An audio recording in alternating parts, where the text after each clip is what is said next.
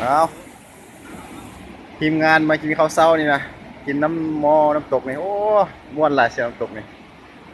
ต้องหาอาหารเช้าอยู่ไม้สดวะมีกินข้าวต้มหมูมื้อนี้ต้มหมูต้มไก่วันนี้เบาทิศเด้อเบาทิศโอ้ยยกมือสักก้อนนะเบาทิศไปใส่นี่เบาทิศนี่โอ้เบาทิศนี่ชอบแต่ผู้สาวเนาะทดลองบรรยากาศข้างน้ำตกโอ้สุดยอดหลายนี่เบาทิศเบาทิศนี่เบาทิศเขากล้องนี่ยกโป้ใส่กล้องได้ไหมเบาทิศยกโป้ใส่กล้องโอ้ยเบาทิศ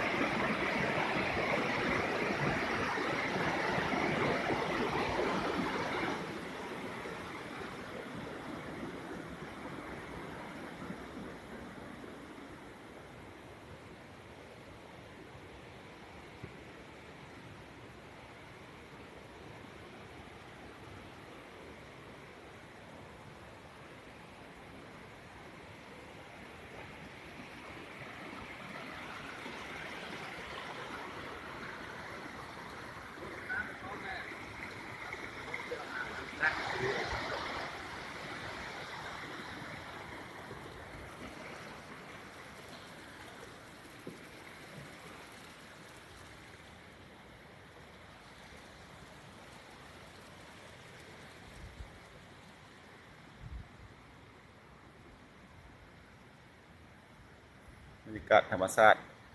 โอ้คักไว้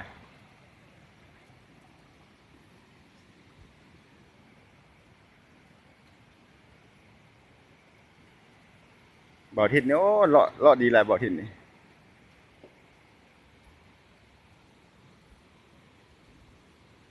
สระก็ไปส่งอาบขนาดสระได้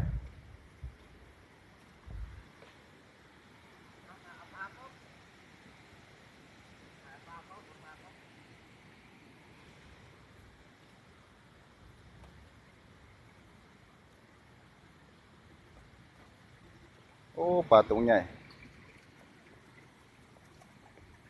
ปลาตัวใหญ่ปลาครับ